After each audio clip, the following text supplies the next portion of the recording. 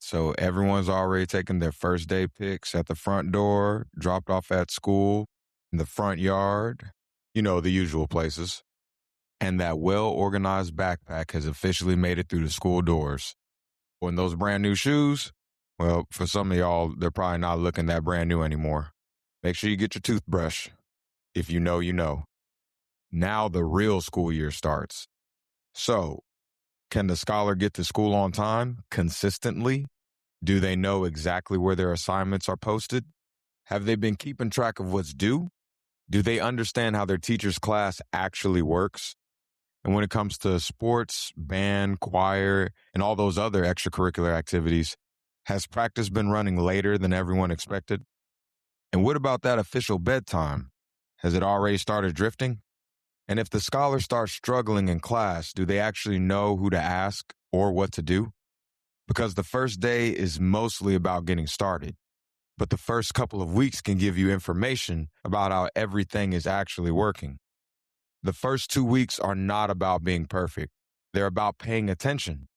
The first 2 weeks don't determine the entire school year, but they can start showing us what's working, what isn't, and what needs to change. And that's exactly what we're getting into in today's episode. Welcome to Raising Scholars, a podcast dedicated to developing scholars by building discipline, habits, skills, and lifelong growth.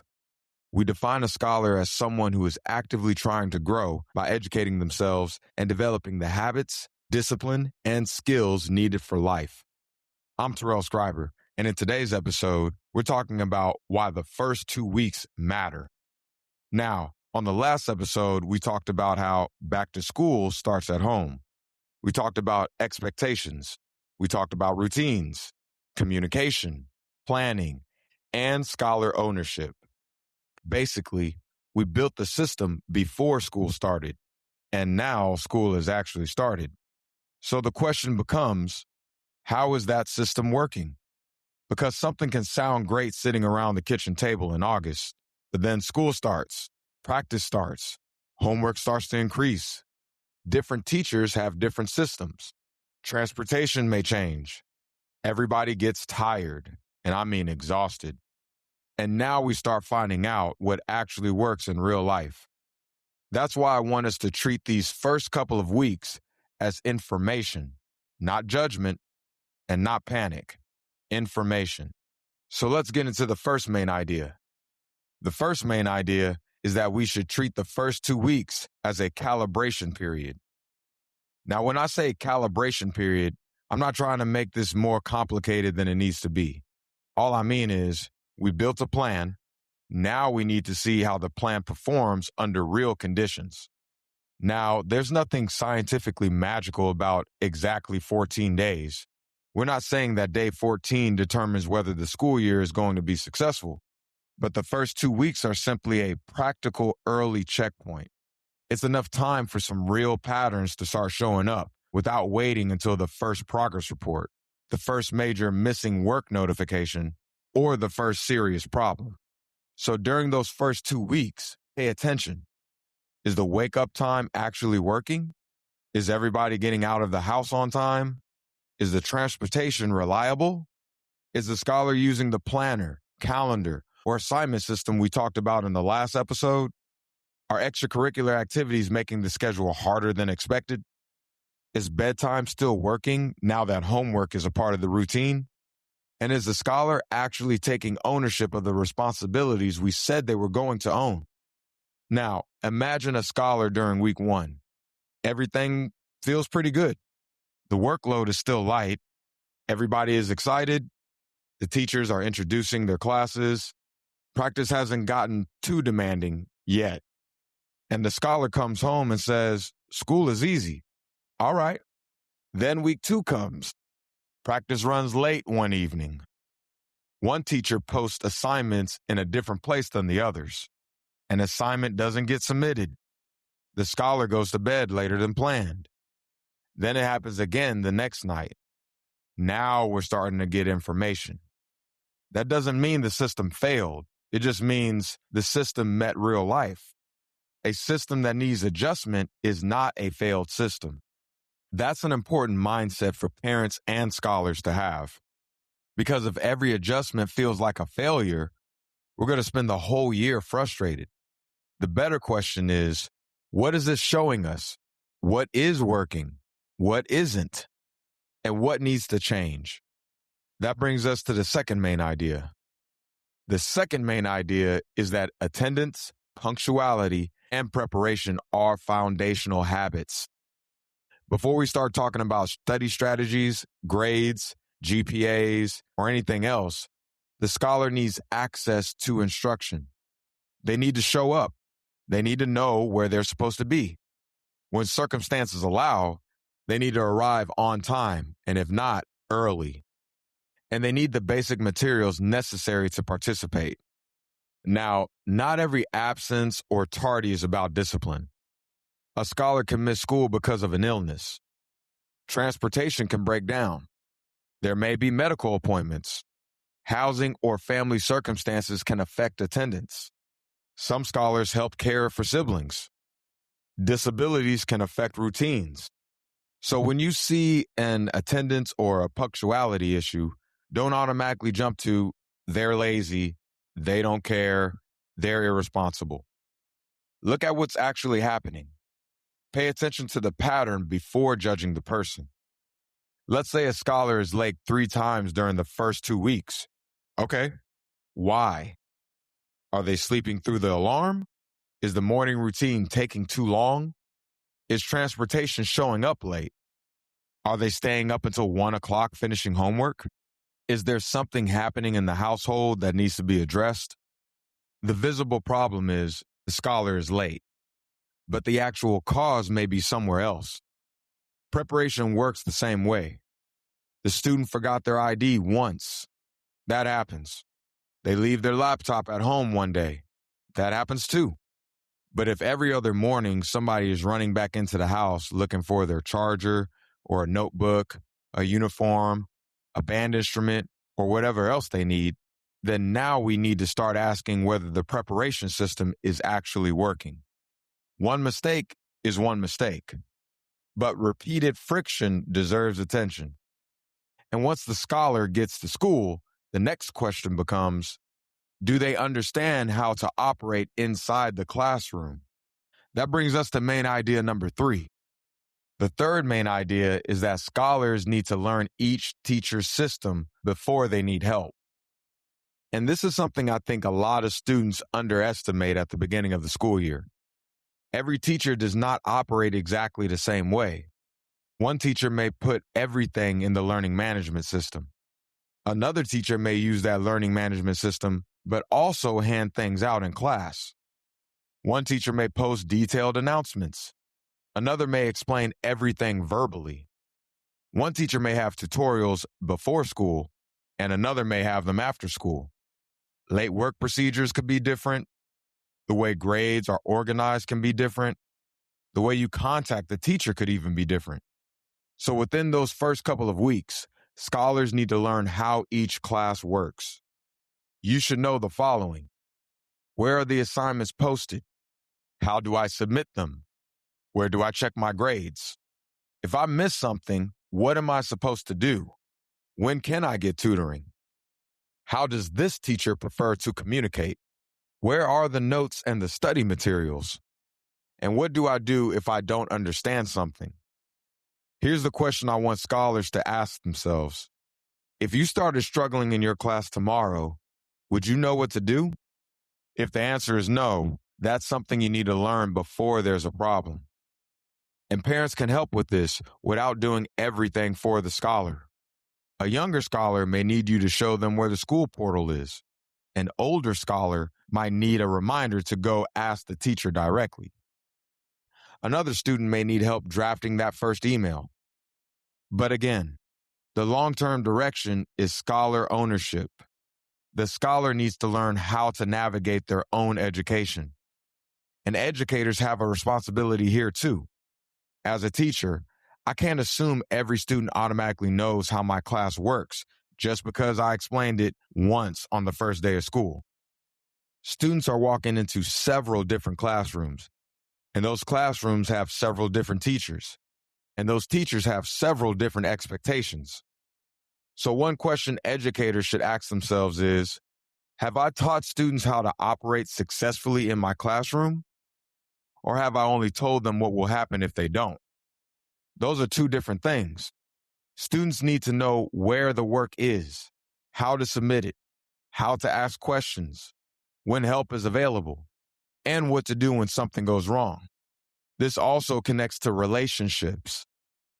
During the first couple of weeks, scholars should start figuring out the following. Who is an adult at school I can approach if I need help? Do I feel comfortable asking my teacher questions? Am I starting to build healthy relationships with my classmates? Is there a class that I'm already avoiding because of some type of relationship issue? Again, 2 weeks does not determine the relationship for the entire year, but we want scholars paying attention early. And that's going to bring us to main idea number 4. The fourth main idea is that we need to watch early patterns before they become normal patterns. And there are 5 areas I want scholars, parents, and educators to watch during these first 2 weeks. The first is attendance and punctuality. The second is effort and participation. The third is organization and assignment tracking. The fourth is relationships and communication. And the fifth is routines, sleep, and energy. Let's go through them. So the first one we already talked about is the scholar consistently getting to school and getting there on time or early when circumstances allow. If not, what's getting in the way? Again, understand the cause before assigning the label.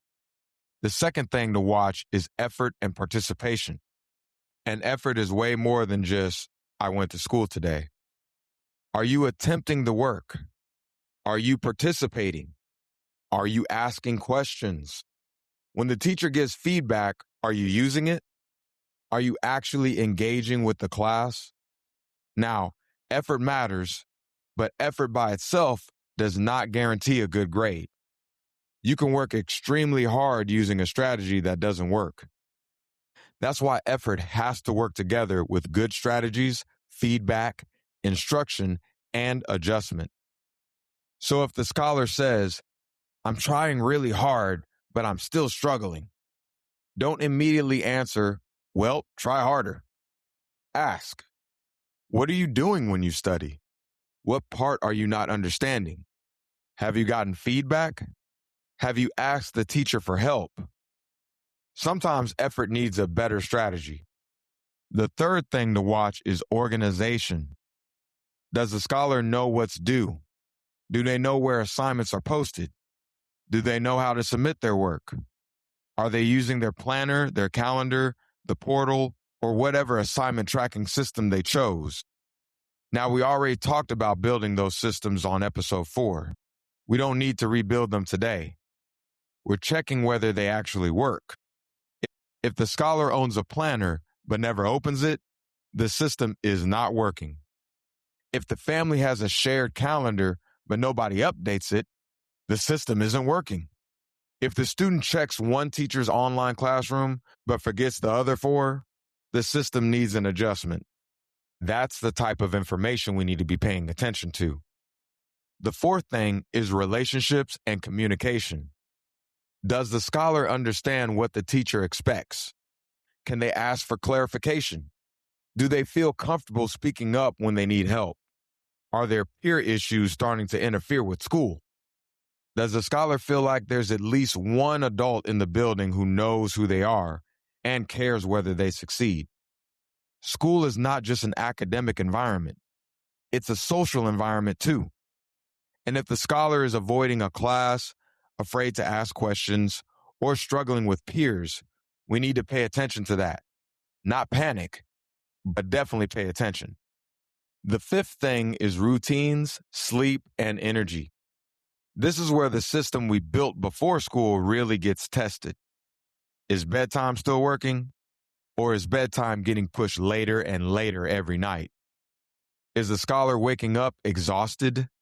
Are sports, band, work, clubs, or other activities making homework happen much later than expected?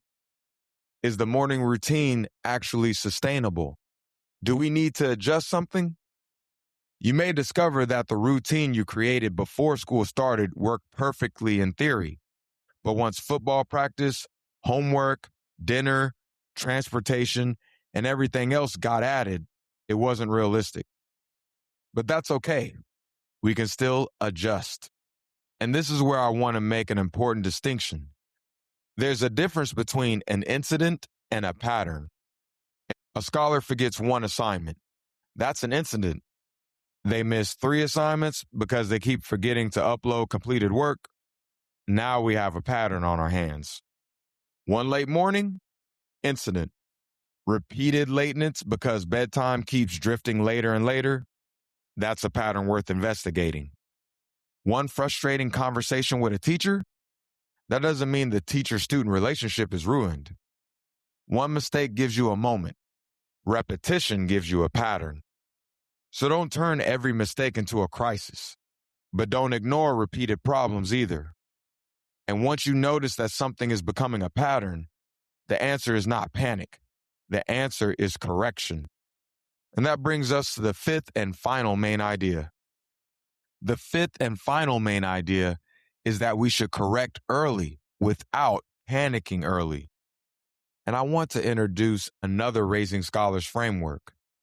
This is the early correction framework. The steps are notice, identify, adjust, practice, and review. Again, that's notice, identify, adjust, practice, and review. Now, just like the progressive responsibility model we talked about before, this exact 5-step sequence is Raising Scholars language. It's informed by ideas around self-monitoring, feedback, reflection, and self-regulated learning. This is a practical framework. So let's walk through it. The first step is notice. The question, what actually happened? Stay with the facts. 2 assignments weren't submitted. That is an observation. You're lazy. That is a label. You don't care about school. That is an assumption. You're already messing up the whole year. That's panic. Stay with the evidence. 2 assignments were not submitted. Okay, now we can work with that. The second step is identify. Now we ask, why did this happen? This is where we look at the barrier. The scholar completed the work but didn't upload it, or the assignment was posted somewhere they weren't checking. They misunderstood the deadline. Practice ran late and the evening routine fell apart. The scholar tried the assignment but didn't understand the content. Technology failed. There are a lot of possible causes, and the same visible problem can come from completely different causes. So before you correct the behavior, identify what actually caused it in the first place. The third step is adjust. Ask, what is one realistic thing we can change? Not, how can we redesign the child's entire life tonight? Just start with one adjustment. If completed assignments aren't being uploaded, add a quick submission check to the evening reset. If 3 different tracking systems are creating confusion, simplify to one dependable system. If homework is consistently starting too late after practice, change part of the evening routine. Pick the adjustment that addresses the actual problem. The fourth step is practice. Once we change something, we have to actually use that change. If you created a new system on Monday, forgot about it Tuesday, replace it Wednesday, and try something else Thursday, you still don't know what works. Practice the adjustment consistently long enough to get useful information out of it. And the fifth step is review. Ask, did that adjustment help? If it did, keep it. If it didn't, change it. Add another support. Try a different strategy. That is improvement. Early correction should be calm problem solving, not early panic.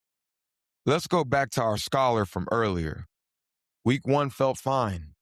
Then week 2 comes and 2 assignments are missed. First, we notice. 2 assignments were not submitted. Then we identify. The scholar actually completed that work, but didn't realize this teacher required the assignment to be uploaded separately. Now we adjust. Add a quick submission check to the evening routine. Then practice. For the next several school days, the scholar checks whether completed work has actually been submitted. Then review. Did the problem stop? If yes, great. Keep that system. If not, we keep investigating. That scholar did not fail. The system gave us information. We use that information and we make a correction. That's exactly what the first 2 weeks are for. For parents, I want you to check in with your scholar without turning the conversation into an interrogation. Don't do this. What's your grade? What's your grade? What's your grade? And nothing else. Ask broader questions. What's working? What's harder than you expected? Is there a class where you need clarification or help? Are you getting enough rest? Is anything becoming a repeated problem?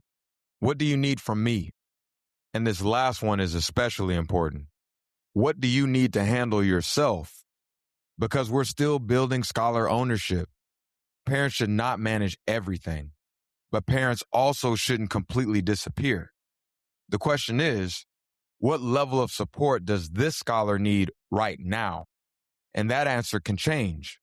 One week, the scholar may need more support. Later, they may need less. That's development. For scholars, I want you to ask yourself, what is one early warning sign I can correct before it becomes a repeated problem? It could be assignment tracking, tardiness, sleep, confusion in class, not asking for help, repeatedly forgetting materials. Pick one thing. And instead of waiting for a parent, teacher, or coach to identify every problem for you, start paying attention to your own patterns. That's a part of becoming a scholar. You're learning how to monitor yourself. You're learning when something needs to change. And you're learning how to take action before somebody has to force you to do it. And for my educators, make sure students understand how to successfully operate inside your classroom. Show them where assignments are. Explain how they should communicate. Make tutoring or support options easy to understand. Normalize questions. Normalize revision. And use early information to redirect students before you label them. If a student misses an early assignment, that may be the time to ask, what happened? Not immediately, this must be who the student is. And I want educators to ask themselves this question. Have I taught students how to operate successfully in my classroom? Or have I only told them what will happen if they don't? For mentors, one of the best things you can do during these first weeks is help scholars turn broad problems into specific problems. A scholar says, I'm overwhelmed. Okay, what exactly is overwhelming you? Is it one class? Is it your entire schedule? Is it sleep? Is it assignment tracking, transportation, an activity, a relationship? Once the problem becomes specific, it becomes easier to address. Before we recap today's episode, I want you to complete the first 2-week scholar audit. Review 5 areas. First, attendance and punctuality. Second, effort and participation. Third, organization and assignment tracking. Fourth, teacher communication and relationships.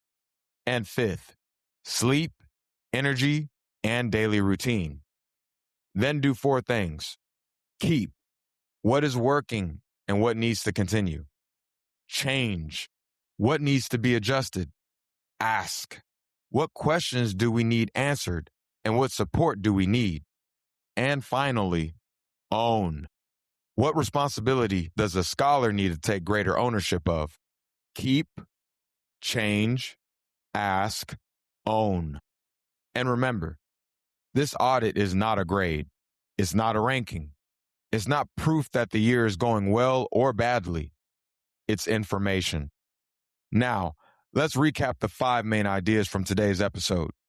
The first main idea is that we should treat the first 2 weeks as a calibration period. The second main idea is that attendance, punctuality, and preparation are foundational habits. The third main idea is that scholars need to learn each teacher's system before they need help. The fourth main idea is that we need to watch early patterns before they become normal patterns. And the fifth and final main idea is that we should correct early without panicking early. And remember the early correction framework. Notice, identify, adjust, practice, and review. The first 2 weeks don't determine the year. They give you information about how to improve the year. A missed assignment can be corrected. A routine can be adjusted.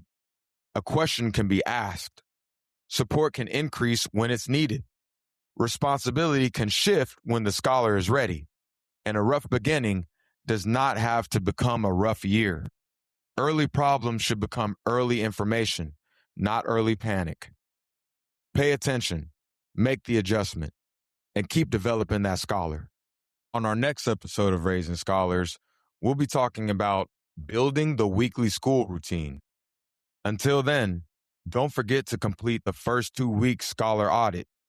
Look at what you need to keep, what needs to change, what you need to ask, and what the scholar needs to own. If you found value in this episode, please like, follow, rate the show, write a review, and share this episode with a parent, scholar, educator, mentor, coach, counselor, or somebody else who could benefit from this conversation. All right, I'll see y'all on the next episode. Until then, keep raising them.